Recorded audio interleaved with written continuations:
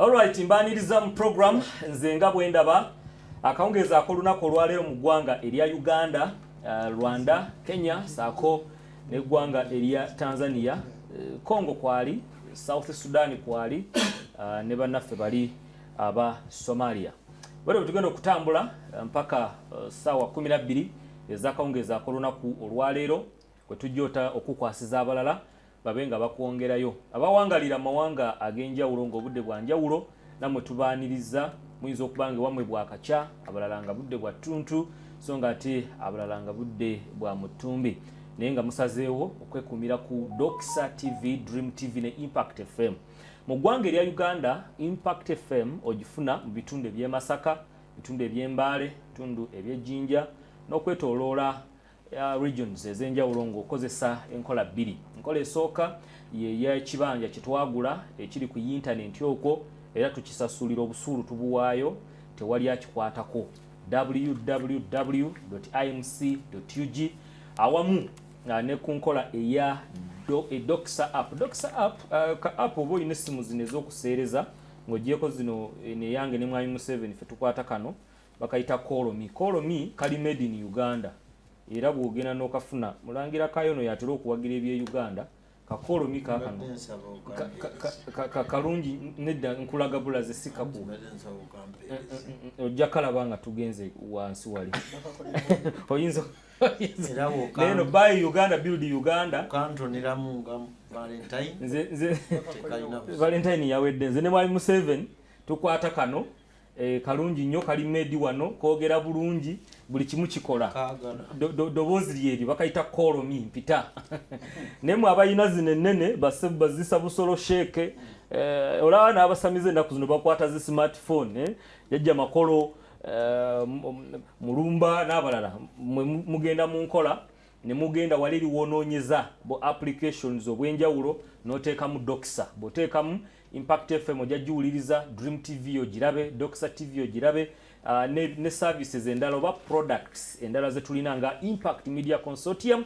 ojja kubanga ozifuna bulungi nnyo. Abatuleeta wano buli lwa Sunday beba Victory Christian Center mu Ndeeba nga bakugamba ti guno omwezi bali mu kutambulira mu Agape Love. Agape kitegeeza omukwano ogwo ogwa Katonda. Omukwano ogwa Katonda nga guli unconditional teguliko bukwakulizo guli selfless tegweyagaliza byakwo ndowooza bw'osoma bakolinso aba Bible banandabula bwembanga banampabula bwembanga mpabize ennyiriri bakolinso ndowooza ekisooka 13 ennyonnyola bulungi nnyo wati omukwano kyeki ekijjayo ogwa Katonda gwe yalaga eri abaana b'abantu kati bamaze kye bayita Agape Love Dinner yabadde yaggulo babibiza producer Sam tegese kuwaliko ku bifaananyi mu balabe nga badigida naye nga 21 olw'omukaaga olutandise wiiki eno egenda kubeera Agape meetup. Okay, meetup yaba bana abatali bafumbo kati lero kye tugenda okwogerako kiri ku bufumbo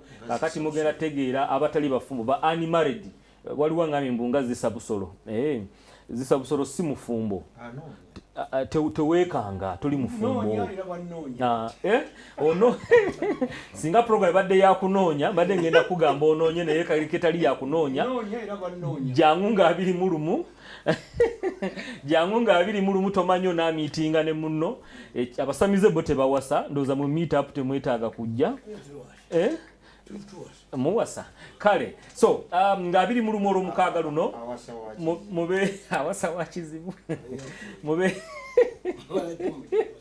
mubeerewo nga 21 wali ku Victory Center mu Ndeeba enteekateeka egenda kuba nnungi so nga ate 28 tujja kuba tumaliriza n'embaga ez'ekikungo embaga ez'awamu gye tuyita mass wedding nga 28 era embaga zino zigenda kubeera wali ku Doxa Stadium amaka agasookera ddala ag'abalokole mu ggwanga erya Uganda. Omutume wa Kristo yasalawo n'agamba nti nedda embaga ku mulundi guno kazigende ku Doxa Grounds wali erubowa. Kale nno abeewandiisa bo bali mu kweteekateeka in case you're there ng'ogamba nti njagala okuwagira abagenda okwewasa, okay, those who are entering into marriage osobola okubawagira ng'obagulira ku suuti, ku ngatto, ku gawuni n'ebirala. Osobola okuba nga otuukira church administrator omwami Ben Frank Nsubuga mu office abeerawo Monday paka Sunday saa 2 aba yatuuse dda n'omugamba gwe obweyamo obwo mu ngeri emu n'ebirala byagala okumanya ku Victory Express Center mu Ndeeba. Service wezire za lunch hour okuva ku saa 6 paka essaawa 8 n'eddakiika 15.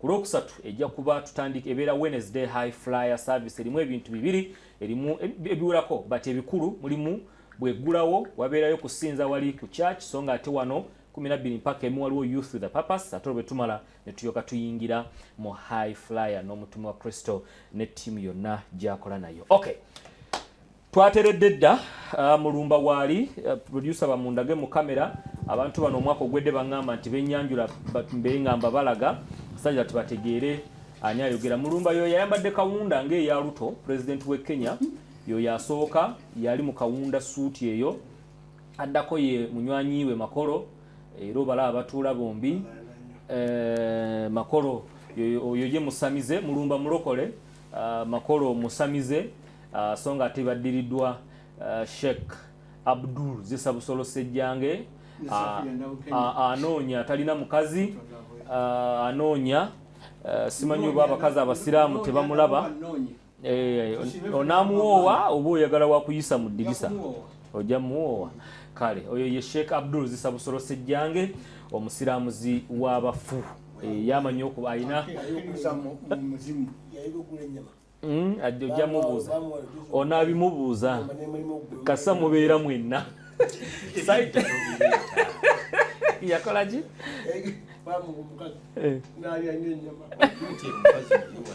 kati yasiraamuka bayagamba yalokoka kati yasiraamuka kati yasiraamuka ekyo yakisiraamuka kati agigula.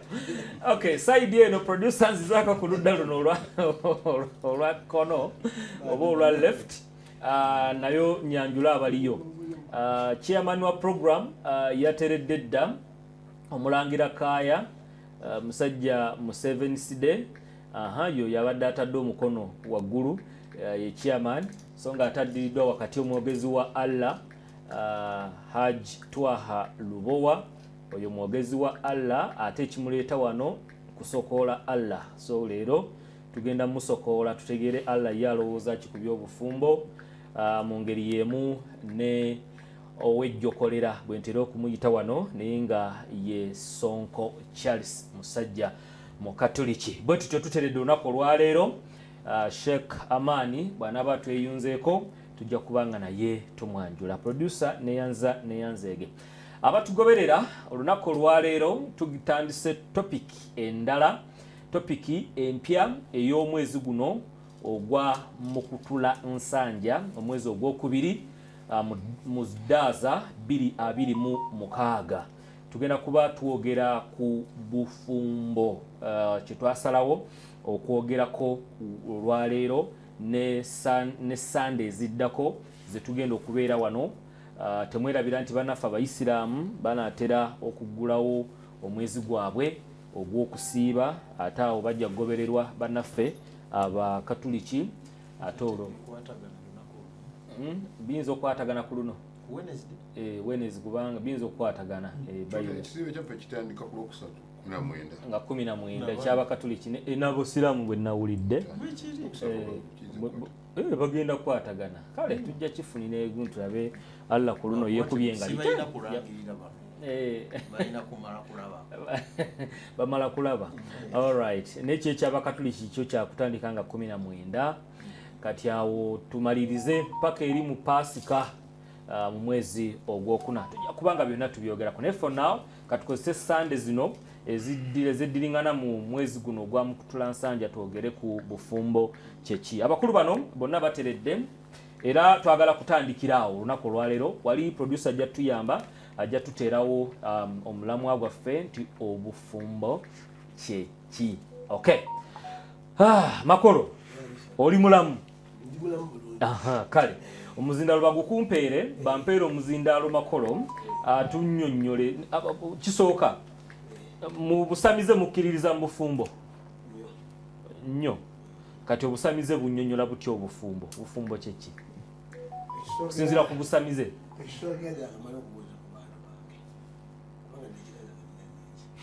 Meka. Atolina nyingi. Ani akugambye. Abali kambuze ku bantu betusande bonna abasinga okunjayanira ennyo ngabandaba n'abantu gyenzaaliwo ekitegombwa kyalo kyonna n'abantu bange fabireyo eyamuze makola ekitegombwa mwena muna ababuuzizaako Kayongo nantege mwena muna abali awo mwena wadde Kayongo yasigalayo mu bukulisitaayo n'agamba ye kaasigaye mu bukulisitaayo nensigala mu nga ntwalaganya ebyesabu kale awo Sokolinde wali mu bukulisitaayo nga tonnagenda mu busamize. twali bakulisitaayo Abasamize. ffenna waka ndimakola nga mukulisitaayo nga muli bakulisitaayo abasamize. Kati ku busamize n'obukulisitaayo ki kye mwasookamu ewaka ewammwe? twasooka ku ali eddiini yali yajja dda Eyaki? eddiini ey'abazungu Okay, kitegeeza nti ye yasooka obusamize. nedda anti bizajja baitaffe bagenda okuzaalibwa bamuzirimako bagenda okuzaalibwa ngaeddiini feife bali babatiza amannya bamitangamiza nti makolo kimwalabi kakati era ne Lubaale nakola kibabaali nga tusobola kusula Lubaale tusobola kusula So mwali bakulisitaayo nga musamira. Waliyo abakulisitaayo kati ng'era basamira nga byombi biri babitambuliza wamu. Ye makolo. Makolo yagambye yavaayo. Teyabatiza abaana. Yalekayo mukulu we. Luliye yalema okujja. Ngali mu kubatiza abaana. Kati abasamize Anglican Church. So Anglican Church ekkiriza abasamize okubatiza abaana ababasamize. Anglican Church ekikiriza ne batiza omwana nga wa musamize. bamanyi mu kyaki Jjajja alese mwana. Jjajja Makola aliwo. Yawe Anglican Church. Agobatiriza wa. Nabatiza Kasubi juzi abaana basooka. Ku Church of Uganda Kasubi. Kati eno nabatiza Lusazi. Ku Church of Uganda. Ne bakuyita jjajja situkoleeta omwana. Kale yendo nnyonnyole ebyobufumbo bwammwe. Ebintu byatuuka babona abalokole batugwamu. Zaali zimaze okukwatagana bulungi nnyo omusamize. Obukatuliki obukatuliki obusamize n'obusiraamu balimaze okukwatagana bulungi. Naye bano baze kajikola tabula naye bajja kuddakolampola kubanga leo tubalina. Kale akati nenda kusooka akoba kujja kujja ekisookera obufumbo kwagala obufumbo kwali kwagala kyekisookera ddala bw'ova ano n'ogenda okulaba omuwala wabazadde be ogenda ng'obakyalira nga bakuwaamu omuwala otambulako naye nga musooka okwagala kusooka okutandika omuwala akuwerekera nga munyumya akwetegereza nga munyumya bw'aba nga naye nawe omwegera ng'omukomyawo ng'olwo omugulirayo akatambaala mu busamize kuba onnyonnyola osobola okugamba nti ffe mu busamize bye tunnyonnyola tebiriiyo wabula bya Bwangirikaani kuba wagambye omukwatagana n'abasiraamu. Ebyaffe obusamize obufumbo bwonna bwasooka mu busamize bonna abala bajja bakopa bukopi era nga ffe ewaffe omala okusiima nga bakusalira ekita ky'omwenge kyekisookera ddala kyekigwalugi enjogeza nesooka nebaawo emege kibagira kya mwenge ng'omala ng'oleeta omala okuleeta omala okwogereza nga bakusalira ng'oddayo ogamba bazaddewo banange nti mugenda n'omuntu omukulu nga banange gyetuvudde batusalidde bino ebita by'omwenge 6 sukaali ekibbo ky'ennyama yasalanga olugoye lwasenga kati okwoli kukukyala kukulaba tukyali kukukyala niyo nyabufumbo kutusobola kusibika wena mumanyi mumugwira bugwizi naawe kimanye nti ebyobusamize tubimanyi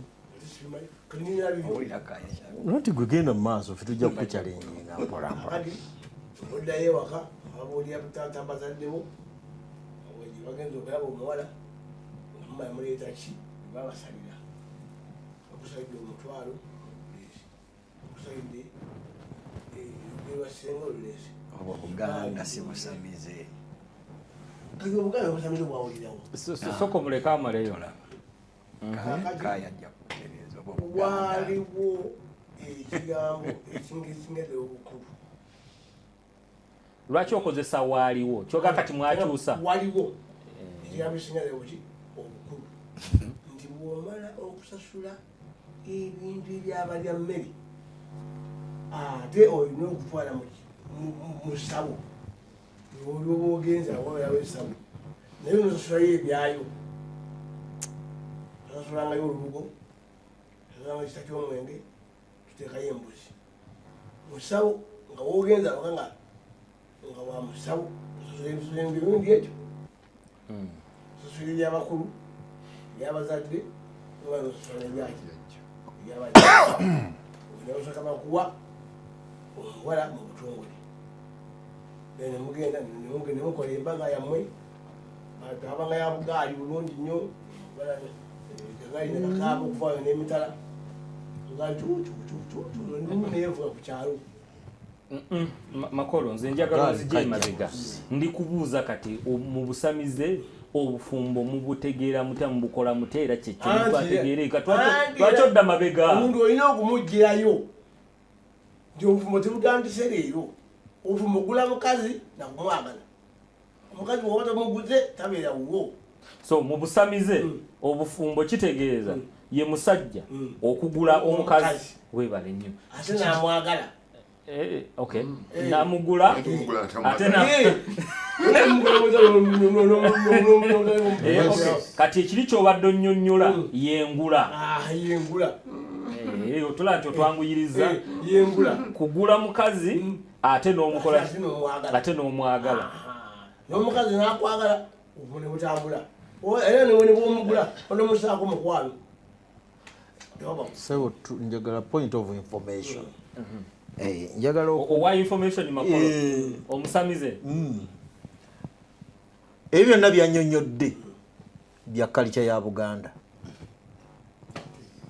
Obusamize abakyala baba bafumbiddwa lubaale era lubaale yakwazika omukazi era bw'omwepankirapankirako lubaale ye yaba directing omukazi. Okay, so chairman kyogamba nti makolo kyaleseeyo nti mu busamize sikulekayo obufumbo buli mu busamize wakati wa lubaale n'omuntu. So okay, ngati njagala kufuna statement nze kyenfa obufumbo bubusamize ye lubaale okuwasa omukazi ayazika mwazi kooli naye nga ye nannyini bakyala era bw'omwepankirako nga tebiteredde eri akukwatamu oluusi okuteeka eri mukasaamu akiwakanya oba si kyekyo bw'omala okuwasa omukyala bw'omala okumugula tugambye bw'omala okugula n'omwagala omuleeta mu ssabo omwanjulira jjajja omwanjulira jjajja ngaani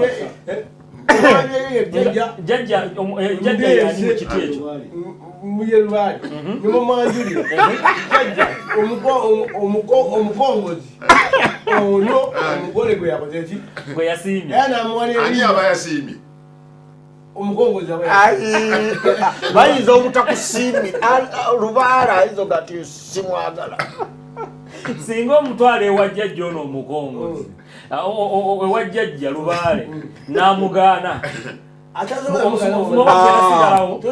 mugana mumaze mumuleeta baba wakumukugaana bamugaanirawo nti nedda makolo katumuzaabwe lubaala alagira wala ajja n'agamba tyosimwagadde kubanga bama mugenda okuwasa Mulungi mwanjire bajjajja. Muyanjira omujjajja tugenda okweta muki omukyala. Awo Lubale batagambye yawo nno temweta mukyala oyo. Okay, katukitwale nti omusajja ono amaze okugula omukyala n'okumwagala amwagala kati bali mu kyemuyita obufumbo kati mwami na mukyala omukyala ono jjajja oli Lubaale gwe bamwanjulidde abamulinako obuyinza naye abamuyita mukyala we era bamuyita mukyala abali kuyiye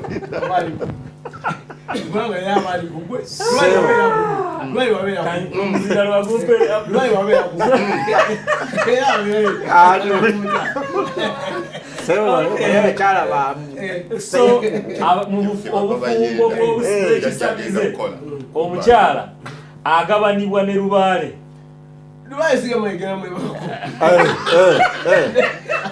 Akuziriza n'okuziriza mulunga muyina emirimu egyokola ayinza n'omuziriza Lubaale n'aziiza yange obimanyi nnyo anti tuyiga buli kimu tukiyiga tusobole okununula abantu ngaabo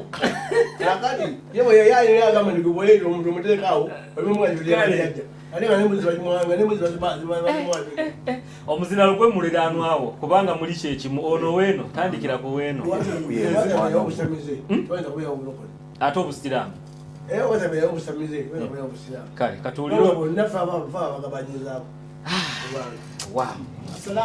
kama yambe Allah aleme kubeera mu bakazi kati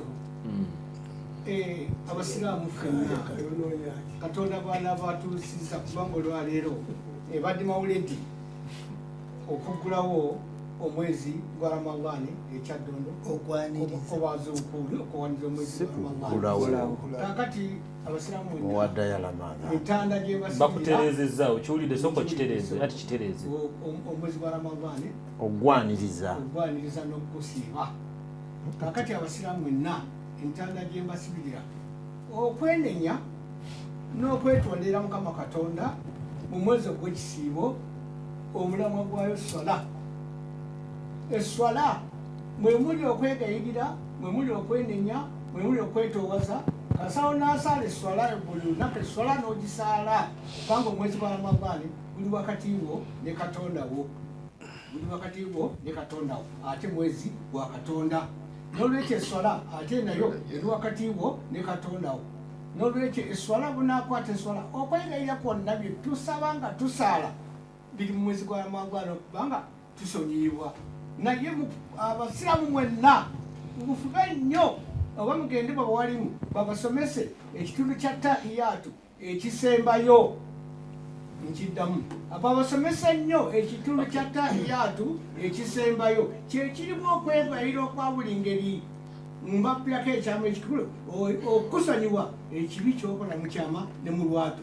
Kale ebiralo ojja bibagambira mu muzikiti tugende genda ku mulamwa ate ebyammwe si byawano. Ekigambo ekiyitibwa wanatugambye abange mu abantu kya buntu omukyala bw'abanga awezezza emyaka 15 kya buntu omulenzi bw'aba awezezza emyaka 15 okufuna omubeezi ye mukyala n'omwami okubeera wamu bwe bufumbo omukyala n'omwami oba omusajja n'omukazi ne babeera mu mubiri gwabwe gumu.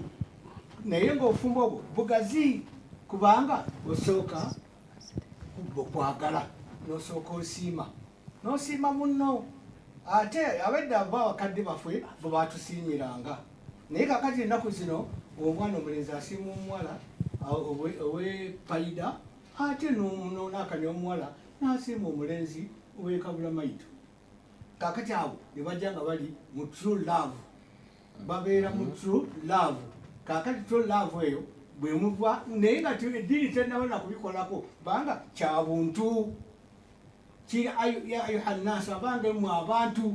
Kurani netugamba abantu banga omukazi asooka kuba nti abadde muntu naye ng'ate si musiraamu ate najja afumbirwa omusiraamu n'asooka ayingira eddiini yaki y'omusajja era ng'abadde kuba muntu mukazi muntu musajja obufumbo buli wakati w'omukazi n'omusajja okubeera awamu oluvannyuma ne bagenda mu mateeka nga bagabatwala mu ddiini zaabwe.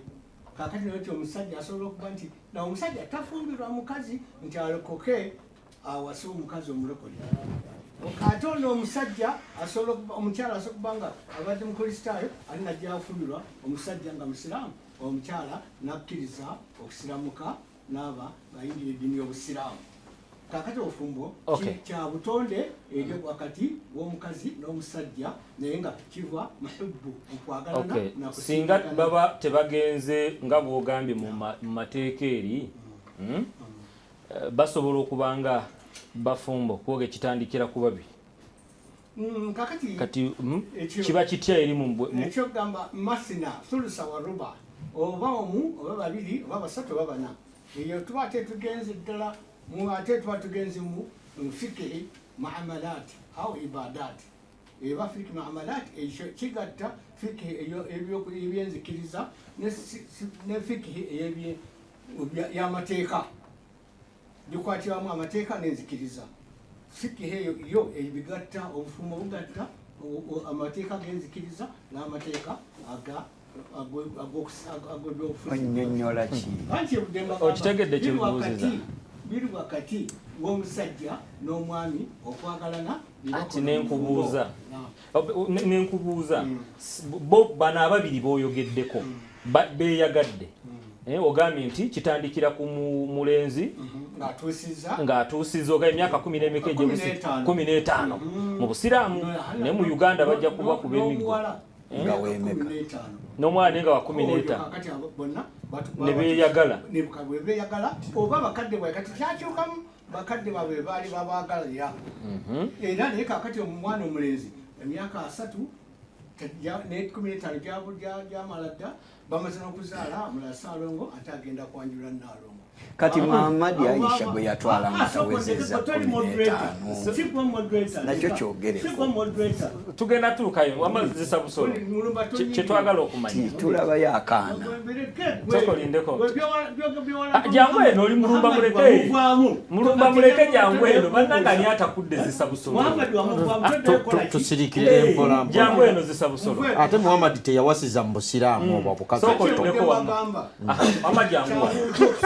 jangu wano wamma fetwa teyali Muhammad bana ababiri nzikiza oli butakuyingirira ate kati omumwesa walagi munajja gyendi obufumbo nga batabudde mulindeeko ndezikiza mu zisa busolo twagala kumanya shaka bana ababiri bano 15 beeyagadde omulenzi ayagadde munne n'omuwala ayagadde bagenze mu taata beeyanjudde wala wa Asumani Musiimye ate n'omwana n'agamba nange mutabani wa Musiimye kati mutandikole ki bateeketeeke okulaba nga bakola obufumbo obw'eddiini.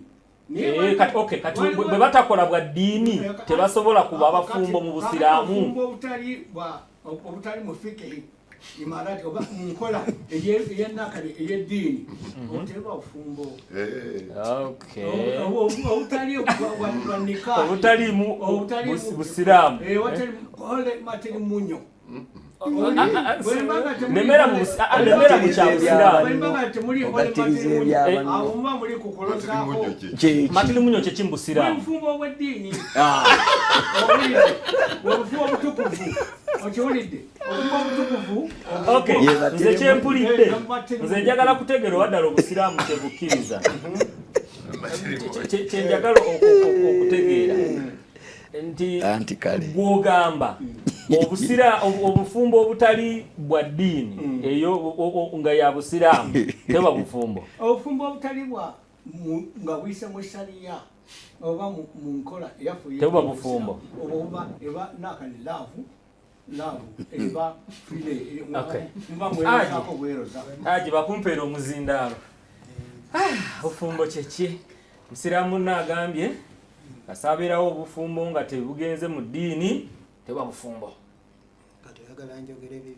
nedda nze mbadde nkubuulira omunno waakomye nkande sebo obufumbo kyeki A'udhu billahi minash shaitani rrajim. Abatulaba n'abatuwuliriza mbaagaliza Ramadhani Karim ey'emirembe. Kakati seba obufumbo mu Busiraamu, dini y'Obusiraamu, obufumbo ibada,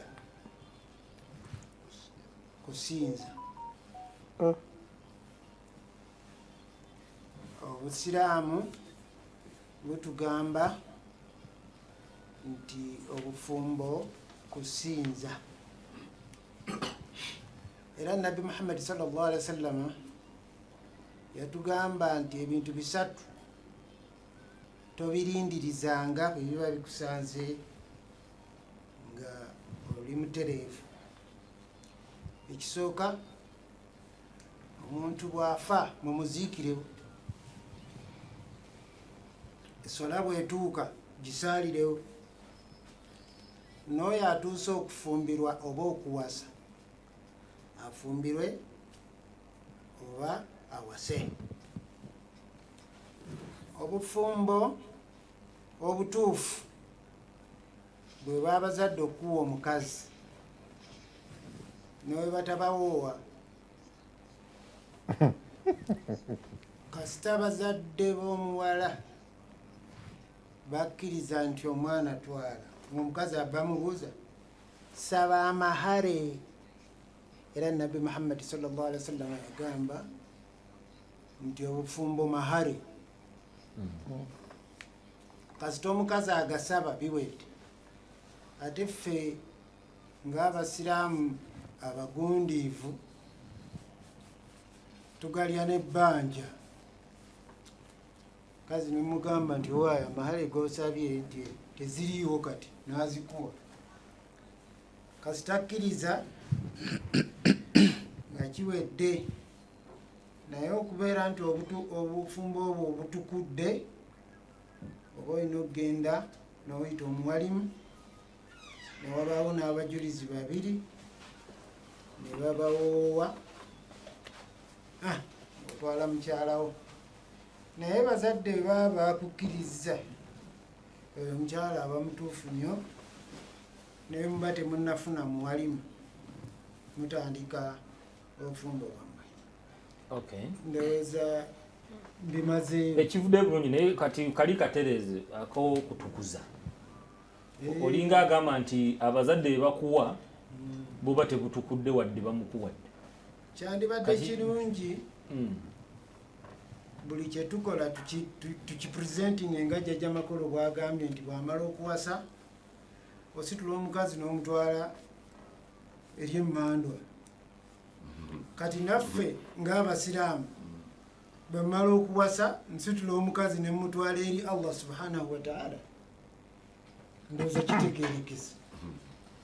Nemwanjulayo.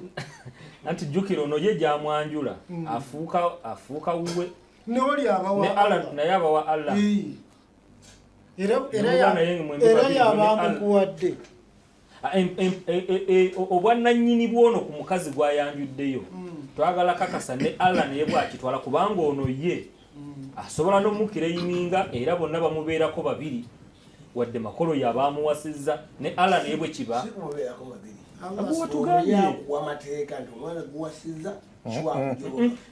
ekyobusamize. Mpozi ng'oyagala kivaako kikyusa kati mumubeera kaaba obusamize abawammwe babiri bwakujjako kujjoba tyayagala oyo omukazi ogaanirako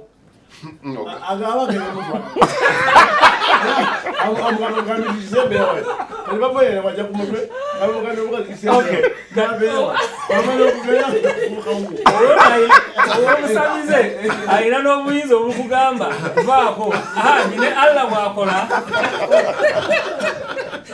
ne Allah bwakola sebo ogambe nti Allah yabamukuwadde era abawamu. Katulire Haji tofaayo gwe twategedde mukambwe muzibu. Haji ne Allah bw'akola Allah alifauka wa buli nsonga, naye kyandibaddemu amagezi. Omuntu afunye omukyala genda wali shekhe bamwanjula eri Allah subhanahu wa ta'ala. Ba Nabi Muhammad sallallahu alaihi wasallam yatugamba ebintu bisatu omuntu asobola bifunamu ekisiraani. Kisookerwako ye mukazi omuwasanga oli bulungi zonna n'azimalawo ng'ate taliddeeko n'ekikumi. Ekyokubiri kyekidduka ng'endogoyi, eggaali, emmotoka. Ekyo nakyo osobola okukifunamu ekisiraani. Abasinga bakiyita omukisa omubi, teri mukisa mubi, kiba kisiraani. Ekyokusatu y'enju. Ennyumba bw'ogiyingiranga n'otagifuniramu mirembe, senguka. Enju ogisenguka, ekidduka okitunda, n'omukazi omuta. Era kyovula wali tugamba ayi Allah omukyalo ono mumpemu omukisa. Bw'aba tali mukisa mutalake ebidirira goli bina. kale katumulemu katono tujja tuukawaawo nawo batugoberera essaawa zino zigenda kwera 11 ezakongeza olunaku olwaleero. mutukkirize tuwumulemu komewo mulumba tannayogera wejjokolera tannayogera saako ne chairman katudde tovaawo. Program nze nga bwe ndaba tukyayogera ku mulamwa gwe tutandise ogw'obufumbo era nga tubuuza ekibuuzo ekikulu ku screen kwekiri naawali ku Impact FM tuli mu kubuuza obufumbo kyeki. Chairman akumpeera omuzindaalo. neyanziza nnyo neyanzeege. Twebaza Katonda kuba tutuuse ku lunaku olwaleero okwogera ku nsonga abamu ezikwata ku abantu bonna. Ekigambo bufumbo kya Luganda era obufumbo ng'obufumbo kiva mu nsonga ate ey'obutonde.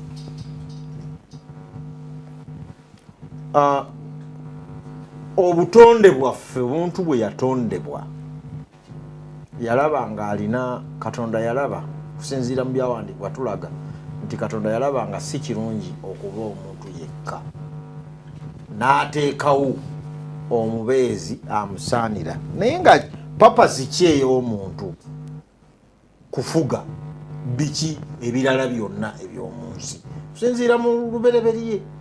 Kati omuntu bw'aba mukulembeze si wa mukulembeze bantu bokka bano tyagundi yakulembeze. Kati nga bwe mumpita chairman siri chairman wa mizindaalo si chairman naye waaki waabano kati abantu. Naye ate obukulembeze bwa Adamu bwe baamuwa bwali obw'okufuga n'ebisolo n'ennecha n'ebirala n'obutonde bwonna. Kakati n'abeera nga obuvunaanyizibwa obwaweebwa Adamu okusukka kukuba obubeezi n'ekitonde ekikazi okizaalamu obuzaazi kisukkawo. Obufumbo ne buba nga busukkawo. It is to manage a unity emu ebeera mu community. Nti obukulembeze bwa Adamu ne Kaawa bwali bulina okumanaginga ebisolo, okumanaginga emmere, okumanaginga ettaka, okumanaginga environment. Kyova olaba ne environment ffe tugirinako okugikuuma okugyonona. Kati obufumbo kitegeeza abantu ababiri omwami n'omukyala bamanaginga bamanagers mu unity eyo basobole okukulembera ebirala. Mukyo mubeeramu n'abaana ababa bazze. Kyova olaba nti nze oba omuntu tajja kufaanana enkoko ninga waliwo enkoko enkazi neki n'empanga, ente waliwo enkazi neki n'ennume, embuzi n'ebirala. Ffe tuli bamanaja era obuwangwa bwe buzze buleeta ate obuzibu obwagala okukwankanyankanya abakyala n'ebintu. Oli naakugamba nti omwaka guno nafunyemu omukyala nenfunamu emmotoka nenfunamu ekibanja nenfunamu ng'amubalanga property. Ono okugambye nti omusajja yagula omukazi eyo kalica gwe tusiba ne muzaala gwe sibazaalawo naye eyo musiraamu omukazi bamusiba muzaala sima busiraamu kati tumuteekayo ne bamukuba mu matatu oyagala kutereeza kyeyamaani mutereeza okugula tewagula mukyalawo nasasula dawali si kwe kugula omukazi agula mmeka dawali kya luzungu mutwalo so si kugula anti kati amahale kugula mubikwata bubi omuddu gwe basasula obwomuzaana era ye bamulamula muyingidde mu samuni yange naye kyemmanyiko kiri kimu kyembadde nkugamba nti omwami n'omukyala babeera mu uniti emu ne bakola bakubya emihabbati ne bakola uniti eyo oba kampani eyo nga bakulembera ebintu ebisigadde babikulembera to manage kati olw'amawanga ag'enjawulo ge tulina nakyo kituufu birina kye bireeta kyova olaba nga tuleeseemu empeta ne tutuuka n'ogiyita obutukuvu lwa kalica zaffe naki in fact eyo empeta is a foreign culture sera tuze mu culture kunyonyola bingi nnyo ebize mu bufumbo era kyova olaba nabino olwaleero tuli mwezi guno gwe bagamba nti gwaki n'obumuli it's not our culture innovations zezizze kyova olaba byo bikola ki bikyuka kati kyova olaba omwana azaaliddwa mu muzaana bamubalira mukyala eyo kalica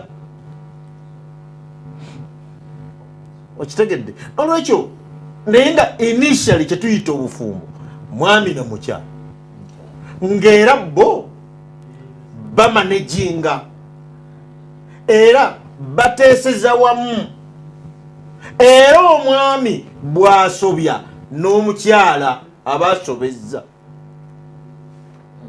kubanga babayise omubiri gumu omubiri gutya gumu era kyova olaba omukyala tawa bujulizi mu kkooti kulumiriza mwami we kakati kubanga bali eki kimu nolwekyo bwe twogera obufumbo oba bugatte oba si bugatte oba busasule oba si busasule okitegedde bwonna buba bufumbo mwami namuki na mukyala kati bino ebizze bino modernities ezizzeemu bwetuzoga oyo malaaya kubanga addidde ekikolwa ky'obufumbo akijajamya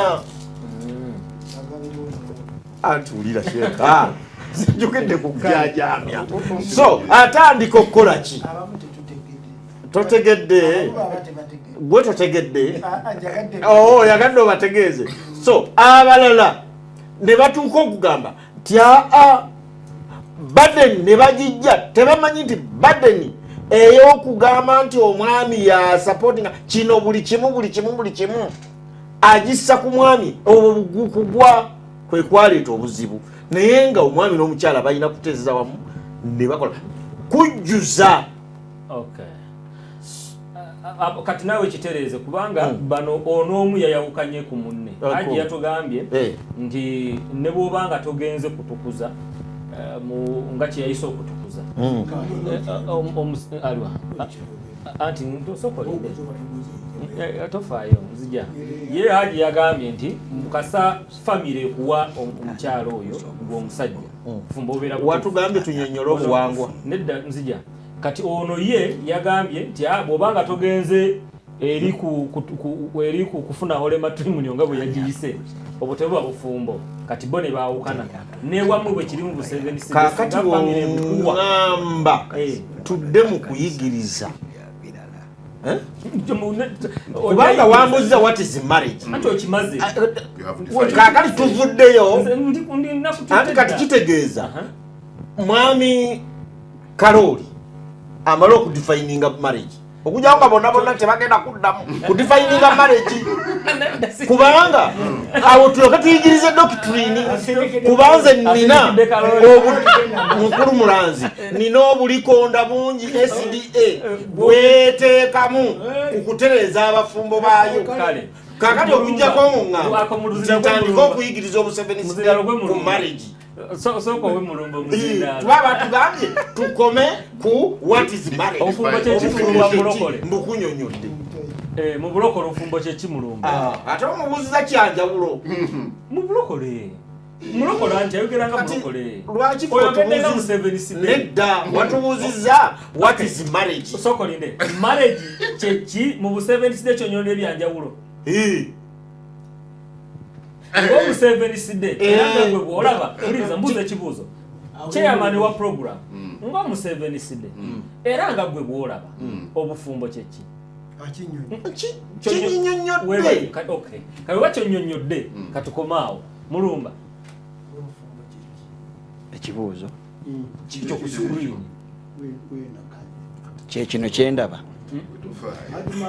mbalamusizaako abatulaba n'abatuwuliriza ku Dream TV, Impact Radio Doxa.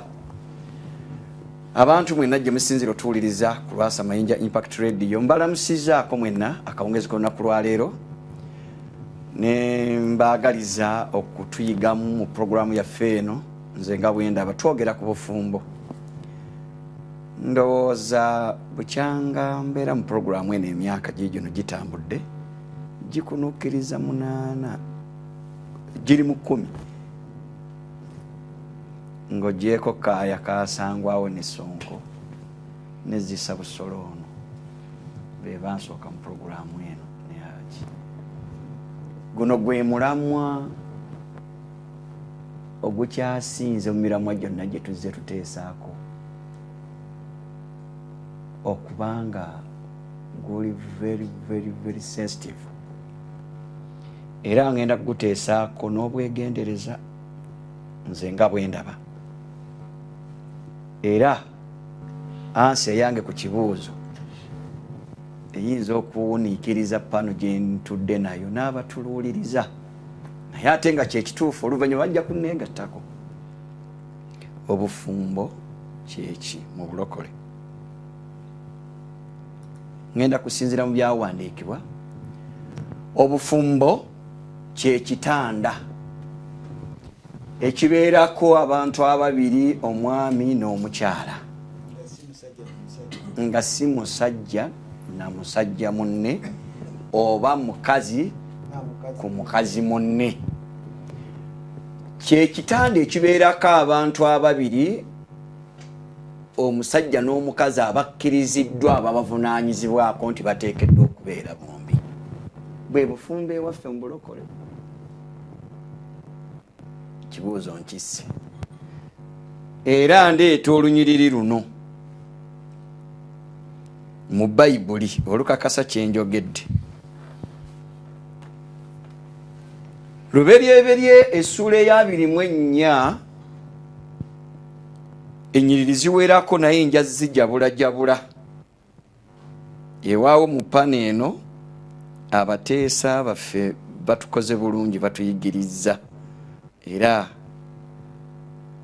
tuyiga bingi. Essula eya 24 ntandikidde ku lunyiriri 55 nnyiriri ziwerako naye kantandikire ku lw'ataano. Sitoola empanvu eva ku Isaac mutabani wa Ibulayimu. Ibulayimu gwe yagamba tojja kuwasiza mutabani wange kwabo okuleka ng'ozzeeyo ku bali benjagala ab'eggwanga lino na lino. Era ebisaanyizo ebyali bisobozesa obufumbo buno bwe tusinziirako okulaba mu Bayibuli bye bino. Obufumbo obulina omwami n'omukyala nga bali babiri nga bakkiriziddwa abavunaanyizibwako nti bateekwa era bakkiriziddwa okubeera bombi. Tulaba wano nti Labbaani ne Besweri ne balyoka baddamu ne boogera nti ekigambo ekivudde eri Mukama tetuyinza kukikubuulira kibi newankubadde ebirungi. Laba Lebbeeka ali mu maaso go, mutwale ogende abeere mukazi wa mukama wo, Mukama nga bw'ayogedde. Olunyiri olwa 53 omuddu n'aleeta amakula aga ffeeza n'amakula aga zaabu n'ebyambalo n'abiwa Lebbeeka, era n'awa ne mwannyina ne nnyina ebintu eby'omuwendo omungi. Ne balya ne banywa n'abasajja abaali naye ne basula ne bakeesa obudde. Olunyiri lw'enjagala lwe luno. Ne babuuza omuwala, onoogenda naye? Omuwala n'agaa nti n'agenda naye. Kuba babuuza tuyite omuwala kubanga omaze otuwa bye tulidde tunywedde, naye tetuyinza kubanga tukikoze ng'omuwala tasazeewo. Tuyite omuwala bw'anakkiriza.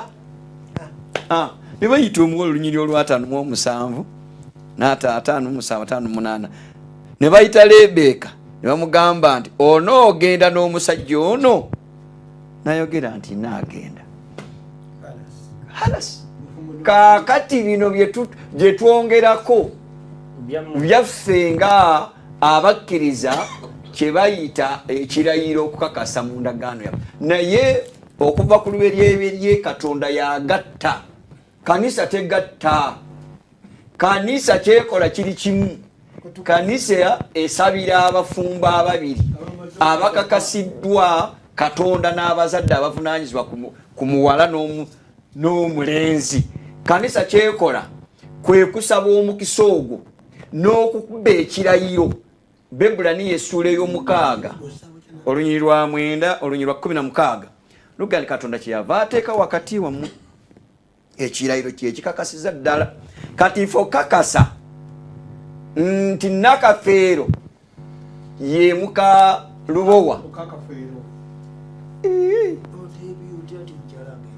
Simba sikimanyi njogedde kyogero omwoyo yantumye. Olaba bwe ndiko omwoyo. Mukazi we yani? Nze simumanyi Haji. Naye njogedde bwogeza ndowooza yangambe. Nakafeero okakasa nti ye muka Haji Twaha Lubowa. Ekirayiro kibeerawo wakati w'abakulembeze mu nzikiriza yammwe. Ne bakakasa nti owaaye toli mu kawono kakubye eddirisa, ekituufu abazadde baamukuwa tewamubba. Kino abazadde basanyufu kuba by the way nga tonnajja mu kyaki omuzadde yenna nga wazaalako oba tonnazaalako ng'olinda kuzaala, omuzadde asanyuka nnyo ng'omwana omuwala amuleetedde omulenzi mu maka ge, imma alina kyaleese oba talina kyaleese. Kyekitiibwa ky'omuzadde omusajja n'omukazi. Kaakati kanisa kyekola ekirayiro kikubibwa mu kyaki, Bayibuli ekyogera mu lujjudde. Nzijjaamu ebyabajjajja ebyo byammwe. Kaakati n'okusabira omukisa kubanga bano baasabirwa omukisa. Omuwala ne bamusabira omukisa, n'omuvubuka ne bamusabira omukisa ne bagamba kale mugende. Kati ekiddira ku bana ababiri kyekitanda kyabwe okubanga kirongoofu kityanga ensonga zitambula. Teri bufumbo mwami Mulanzi ne tondya kimuli taata nsabye busabye olwaleero. Obufumbo obutuufu ekitanda Bayibuli ekyogerako obufumbo kitanda. Era nze ndaba obufumbo kyaki bwetawaana nabwe ennaku zino n'abaana ne batuuka okugwa mu makyaki. abawala kululunkanira abasajja balina ssente n'abavuka ne balulunkanira abakazi abalina ssente abasomye n'abakoze eki naye nga bwe binaatuuka mu kitanda gwe wayagala alina ssente ekitanda si tekiteredde ekitanda kyekyo bayibuli ekyogera kakati ono amanyidde bya logi ya Eliot Waswa nze si byenjogera soka mulina ogenda mu ebyo kati twagala kumanya mulumba waliwo ekanisa zammwe ez'abalokole ezimu nga zinenya abantu era n'obulango mubuyisa nti bw'oba tonnaba kujja mu kanisa mwe temuli bafumbo kiri kiti ekyo anti nasomye olunyiriri nti Katonda ateeka wakati ekirayo kanisa okakasa nti mukazi we yadde baamukuwa kanisa eteekwa okumanya kubanga si kulwanga ekukuta waliwo okumanya ekyokumanya kirala okumanya kirala nekyeboogera kirala otugambye bazadde bikasaba nga abamukuwadde Katonda nga amaze okukola ki okubagata abeera akonyeemu kati lwaki ate ye kanisa yeteekawo neraga nti mbanga temunnajja gyeri temuli bafumbo anti bannange kankuddiremu linda nkuddiramu okusoma olunyiriri nasoma olunyiriri terizibadde ogenda okusoma oyagala kakasa nti mu kanisa obufumbo bukakasibwa kanisa yekakasa abafumbo mu lujjudde nga kyaki congregation w'okuŋŋaanira okumanya nti you are church a good church member ne mukyala gwolina simubbe si waabwenzi lwaki kanisa ekakasa bukakasa naye nga Katonda yamala okikola singa tebajja mu kanisa tebaba bafumbo anti kanisa tebakakasa sokolinde bwe batajja mu kanisa tebaba bafumbo baba bafumbo oba nkuzeemu naye ekirayiro Katonda onyose gakyate bafumbo n'obusiraamu bugamba bwe mumala okwagalana n'ebyo bwe biggwa okole embaga kubanga public eteekwa okumanya omukazi wange webale nnyo hajo nyandyeko lwe lunyiri lwendeese nti kanisa eyimirira mu kiwandiiko ky'Abaebbulaniya 13:16 nti ekirayiro ky'okola okakasa nti mukazi we yadde nga baamukuwa mu bazadde naki kyaki eri responsible okutegeera ekyo n'okukikola kubanga ate toyina mukisa okulekanga ne kanisa ekuwadde omukisa singa omuzigiti guno ne kanisa eno oli yagamba nti nze saagala kugendayo aba si mufumbo watututte mawunga oli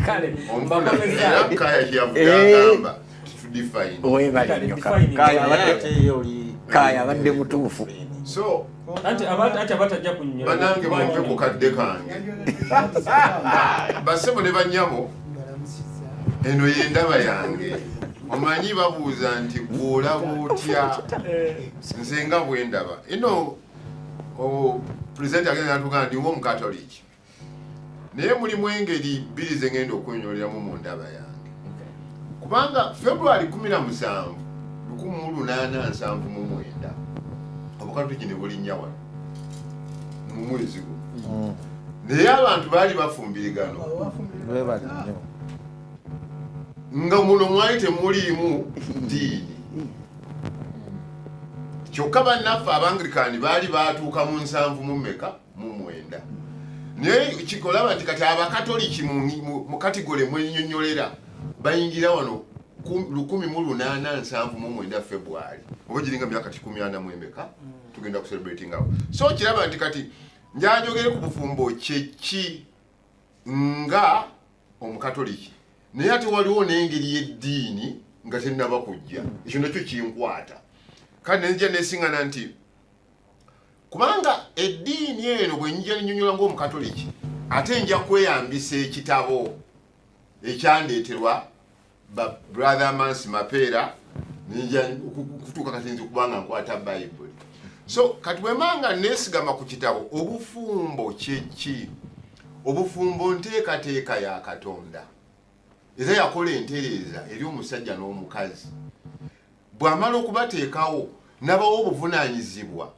obakwasiddwa omulimu gw'okuleeta omuntu omulala ku nsi era abantu abo nga baagalana babeeragana bongereyo omulimu gw'ogw'obutonzi kati abantu abo ebbanga bwe lyatambula bwe basoma ebyawandiikibwa ne batatambula mu kwagala kuli ne wabeerawo ekibi kati mukyo Katonda agenda okuddamu ajja alambike ekibi bwe kyamala okujja olawo obufumbo nti bwalimu okutabanguka ne kibeera nti omuntu gwakoze ng'alina okutambuza mu kubeeragana waliwo ebyasobaawo so ne tujja tubeera ne buwangwa kati eno eddiini egenda okujja tulaba nti ate abantu okubeera mu bufumbo kyekimu gye tuli ng'Abaganda nti kwe kubeera kw'omwana ow'obulenzi oba omwana ow'obuwala ng'afuuse mukazi n'atongozebwa n'ayingira mu bufumbo ogenda okwongerayo obuvunaanyizibwa bw'okuteeka abantu abalala ku nsi oba ntegeerekese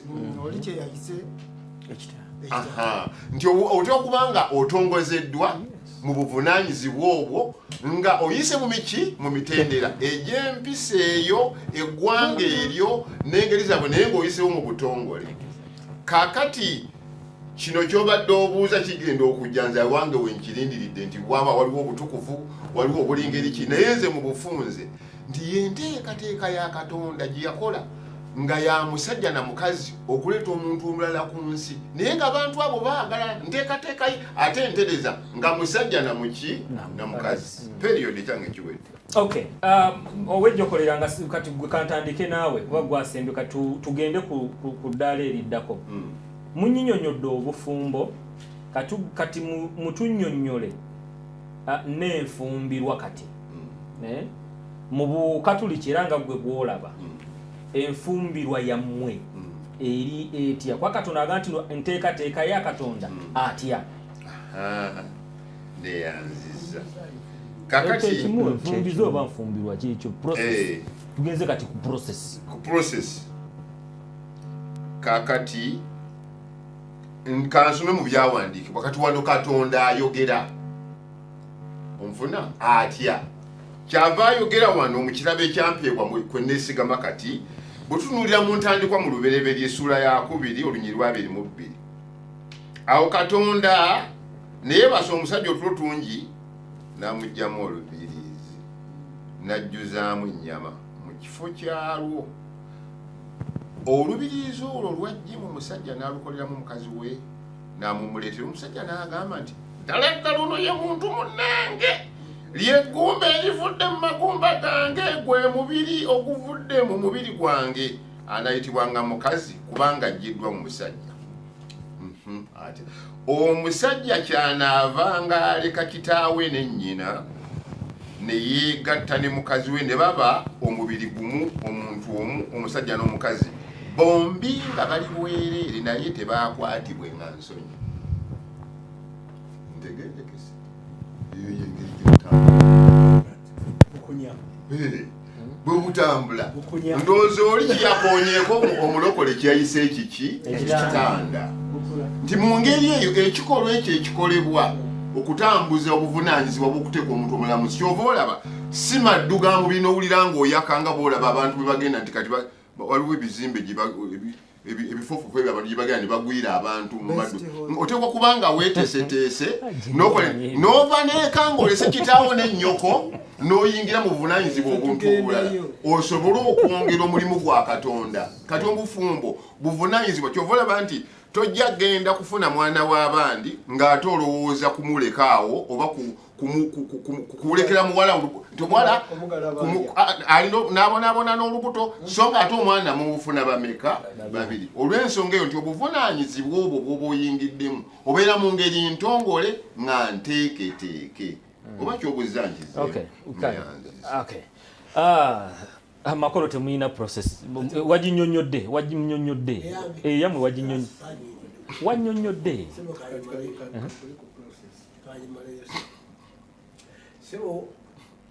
imwe wamwe mbusamize osasula ebintu ebifaana bitya nebakugamba nebakuleta omugole nesengaawo nolemwa tebakuddeeza kantu naaka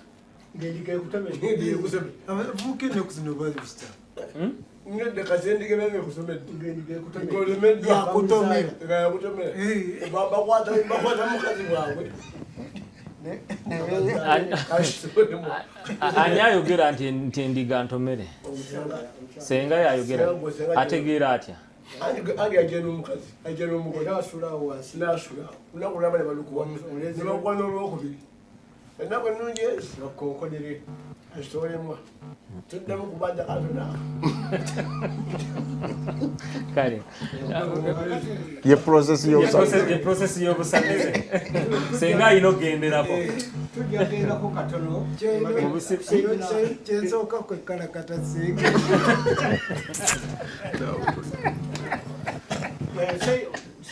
Assalamu alaikum warahmatullahi zisa busolo Sayyidina Musa ayinza okuba kinamu experience Sayyidina Musa alayhi salatu wassalam bw'amala okuva ku luzzi ng'amaze okunywesa anti wulira ndeeta process nga bwe zijja engeri mmwe mu busiraamu ntujjalina okuwasaamu mukirabe bwe bava ku luzzi abaana abawala bano ne batambula n'omusajja oyo stranger Musa ne bajja ye Musa n'ayita ku maka g'abaana awo bava Qur'ani ebogerako nti musajja yali mukadde nnyo naye Musa n'akola ki n'ayitawo bawala ne bakola ki ne bagamba taata tubadde tunywesa ebisolo byaffe abasajja naye atuwulira kakati atuwulire omusajja ati ebiva dresses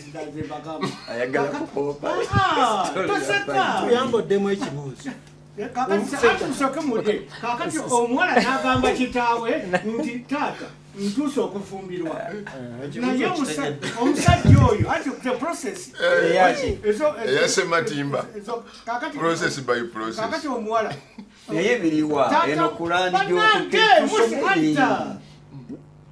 kakati emitendera gy'okufumiro gye mwagala agwa bugwi tusomere kakati kooti tanja mubuuza omugenyi stranger yasuze mu maka gaffe okubuuza omugenyi sirina sente naye mbadde njagala okukola ki okuwasa kakati taata w'omuwala ye yakwata sente n'aziwa omusajja Musa alayhi salatu wassalam n'agamba taata n'agamba Musa ziwe ki ziwe omuwala amahale awo gakola ki bisomwawo amahale ogava taata omusajja oli stranger yasula mu maka ganga omuwala oli naawe omuwala embaga taata w'omuwala ye yagikolera Musa era taata w'omuwala yagikolera omusajja ono stranger era okuva olwo Musa tiyalina makage wabula yaligibuko ku bukoji bakolera ekisakate ne bamuwaki ekisakate n'okulunda yali akyalunda yalabira omuliro anyonyodde pale kale process aginyonyodde tubisomawa okay onabuuza dakiika zeezo obufumo mu busamize butandikira ku myaka emeka wane baffe kasita omuwala yakona akagere akagere bakakonera ku myaka emeka mu busamize mu Buganda obuganda n'obusamize kyekimu mbuuza gwe kasita omuwala yakonanga kaki okay kati kyogamba nti obuganda bwakoppa kumu abasamize obusamize n'obuganda byo kyasooka bitebye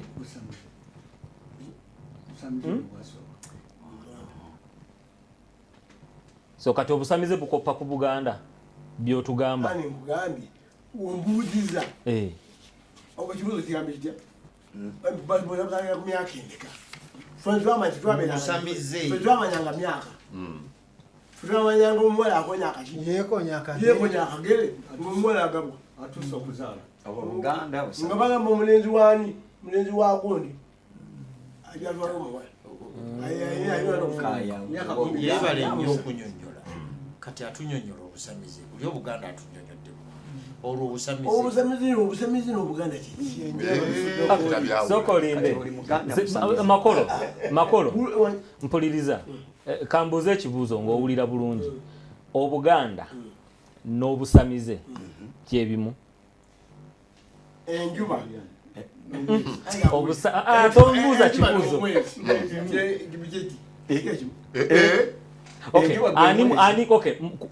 ani ku Buganda n'obusamize ani mwezi ani njuba omwezi gwakakira enjuba eyakamisana ebimu Obuganda ye musana.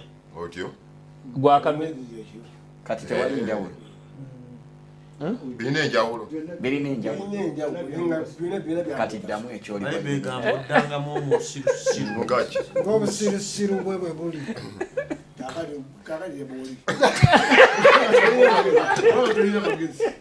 Baluguza le bikulema.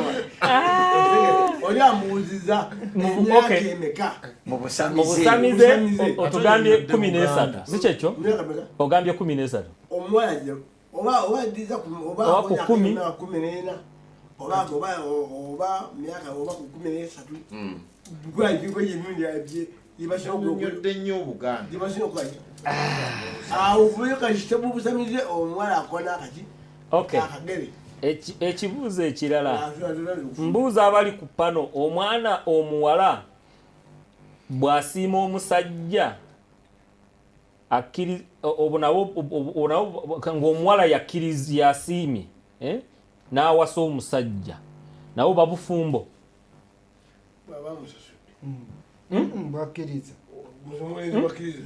era twali bufumbo omuwala tewali bufumbo oberawo Sheeka yaba atandise. nga twali kwagala kasi omuwala ayagala omusajja nga bwe mbaga nti omuwala wooli yagamba ti omugenyi oli yasuze omwafu awo twategeka kati omaze waliwo okusiima ekyo ono kyabuga si kusiima omusajja nabo omuwala nga yawasizza tugeze omukazi n'akuwasa ng'abadde mugagga kale kitwale nga bwe bawasa obo nabo Omutume babufumbo bwe yagenda. nabo babufumbo ke kakuwasizza kakuludde omusajja kakulule buba bufumbo Buba bufumbo. bufumbo kasababawowa okusinzira mu busiraamu okusinzira ku busiraamu okay namwe bwe mukkiriza abala haji bwe kiri ono kyakkiriza kye babuuziza omuwala n'akuwasa baki hajja tikintutte omuwala takkirizibwa kuwasa musajja kasaba tuwowa naye wulirizaamu naye omukazi akkirizibwa okwegomba oba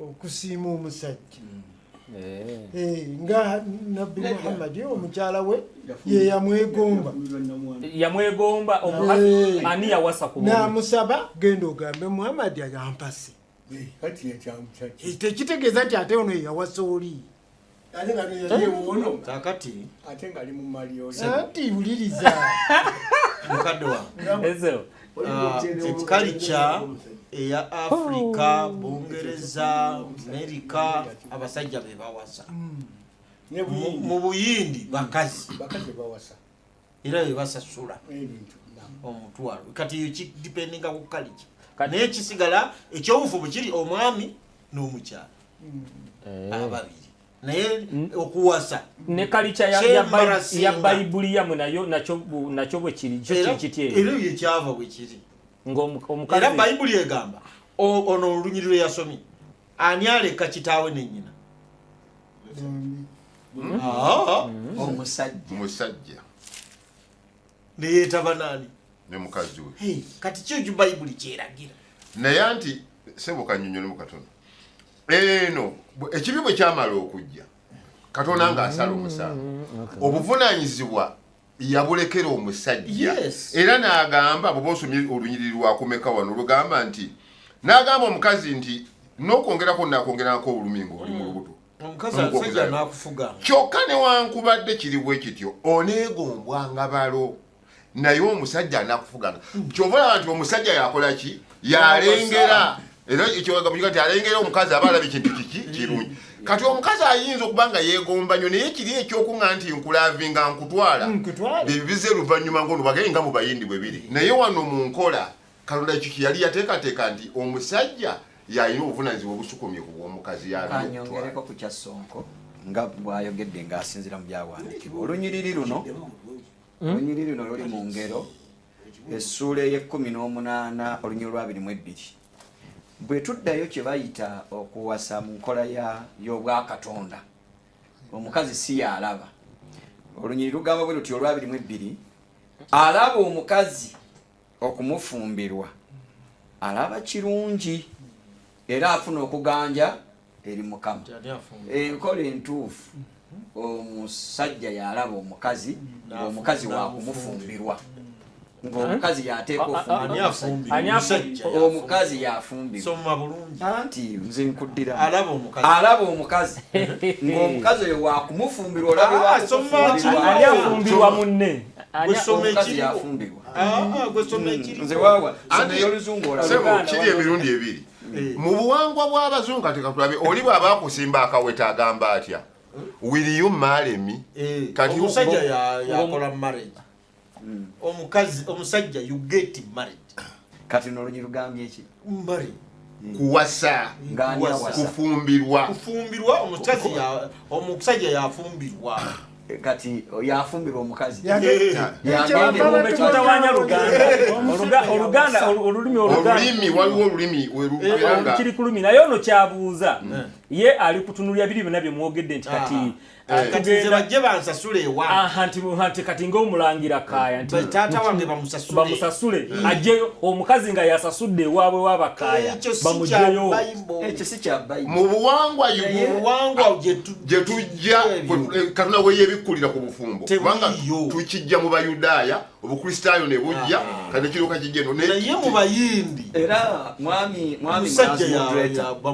ng'ogyeko mwami kaaya kyannyonnyola amawanga ganjawulo n'obuwangwa bwanjawulo naye okusinza kye tunnyonnyodde okuva mu kusooka lubereberye abadde amala eggobe mu kibya 24:51 nti oli Rebeka bwe yali ali mu bazadde be ono ye yatwala omutawaana ogw'okusasula biri so si mukazi naye kampite mbibuuzo wano tuve wano eddakiika zezo ebyo tugenda bisanga dawale ne bride price are distinct marriage customs involving the transfer of assets often confused but operating in opposite directions.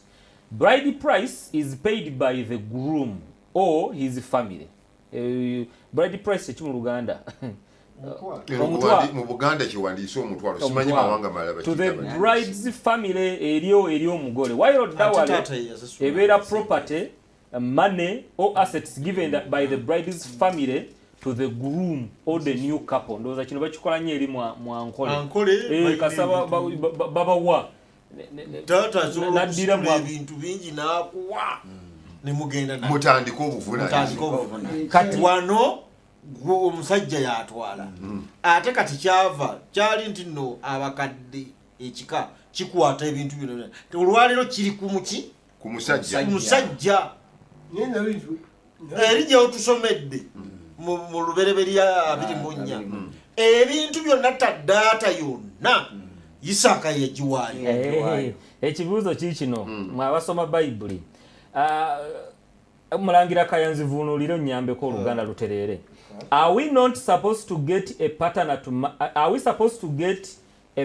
to marry from a single parent because sokuvunula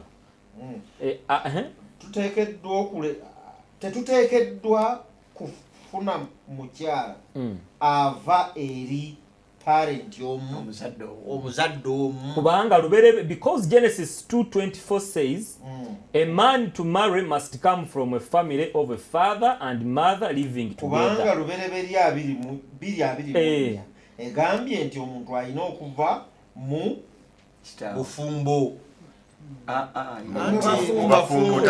taata ne mama. Kati onaabuuza atasobola kuwasanga kuliko omuzadde omu kati tuteekeddwa kuwasa nga waliwo parent ali omu kakati ekibuuzo kiri nti eriyo azaala omu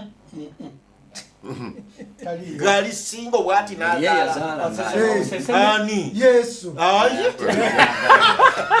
n'olwekyo obuzibu buli bumu kuno kuba kwawukana era nga setaani yakukoze eki yakuleese ekwawukana n'ebirala ezo modadi tezijja n'olwekyo gwe bw'oba otwala omukazi si kyatteeka nti ayina kubanga ava wabali ababiri osobola okufuna omukyala nga single mother maama we yamuleze kubanga bayawukana kuba teriiyo era gw'owasa ng'azaaliddwa yekka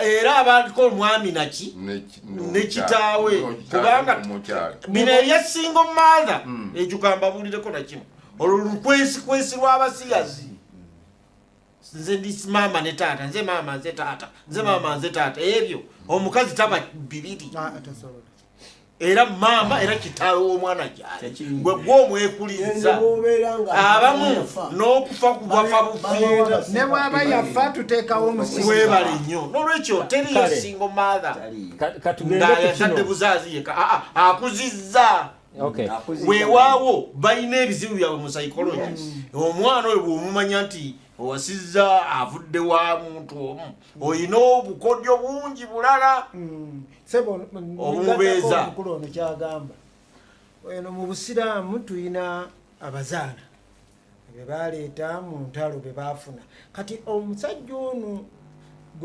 eyagula omuzaana ono yamuvunaanyizibwako yekka kati oyo asobola omugaba omu. Toyanze ekibuuzo kino gundi Lydia yatuha ali kitala entebe yababuuza. My question goes to that Muslim man putting on white. Oh no. Zisa busoro Sheikh Abdul. Atadeke kitete. Ateko kirabako kanzu kirabako. Atadeke kitete ekyeru. He talked about holy matrimony. If a man gets 4 women, is that also called the holy marriage according to Islam? Kati abuuza omusajja ono ayambadde ekiteeteeyi ekyeru ng'ategeeza ggwe nti wayogedde ku matirimunio kati akubuuza omusajja bw'afuna abakazi bana ekyo nakyo okusinziira ku busiraamu abeera matirimunio. Munnange kubanga Qur'an ebemaze tugamba mubawase okuva ku 2 3 4 matirimunio kye ki mu busiraamu?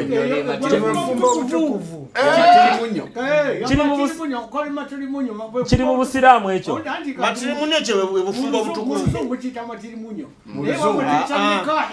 Kakati nekahi omwana asooka omukazi asooka omukazi owokubiri omukazi owokusatu zisa busoloka bakusomese owa matirimunio guno waali sonko soko otaasoono omusiraamu.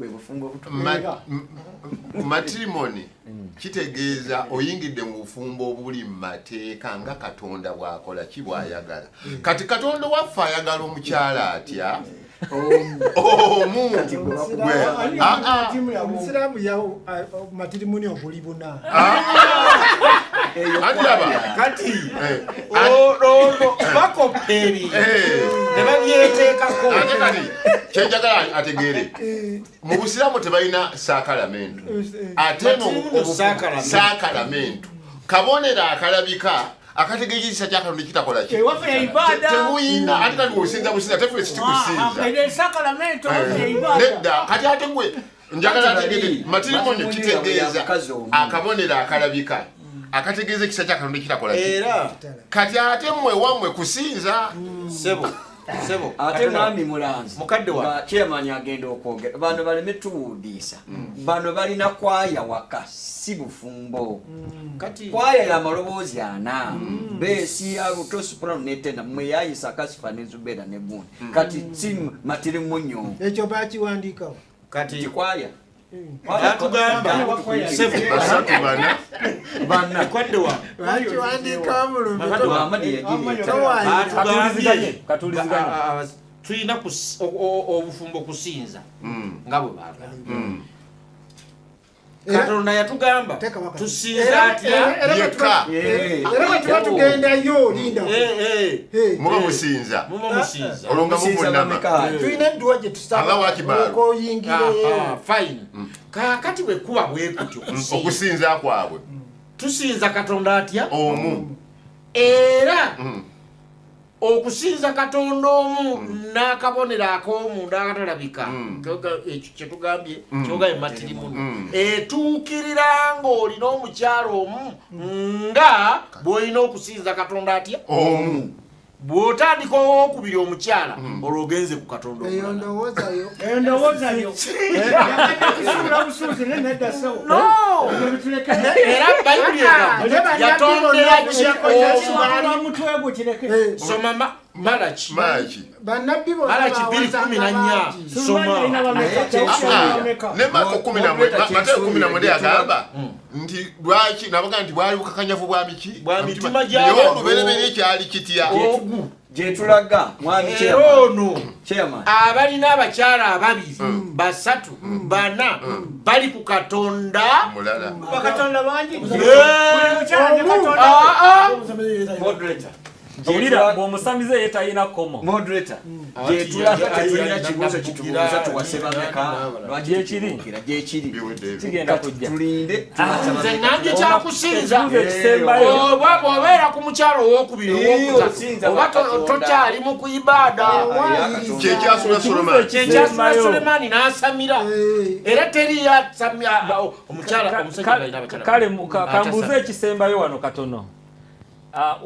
Onabuuza agamba nti omwami n'omukyala benkanankana muki arrijalu Mu qawwamuna ala nisa tebenkanangana muki ekibuuzo kiri mpeege leka nkiddemu bwenti sewo onzikiriza nze tebenkanangana mu bufumbo anakufuga nga kitegeeza kubagana kitubuuza mu bufumbo tebenkana waliwo benkanankana. Uwa. mu kukkiriza benkana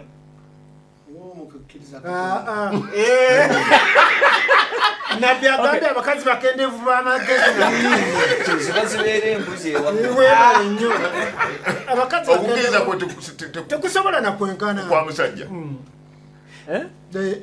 kati bwe Okukkiriza. buba obusiraamu nga buga nti omukazi mukendeevu w'amagezi hadisi ze tujja kwayisha nfu za nkendeevu mukendeevu si nkendeevu kubanga kubanga yasomesa obusiraamu nga mutumaafu yes ate mukendeevu mbuzi omukazi Yatugamba wano nti abakazi asobola musiraamu okubuulira leero ekigambo ekya Allah ekituufu nnyo n'okiremerako enkya n'akyuka enkya n'akyuka Kati hadisi ng'ali mu kyebuuza. piriyodi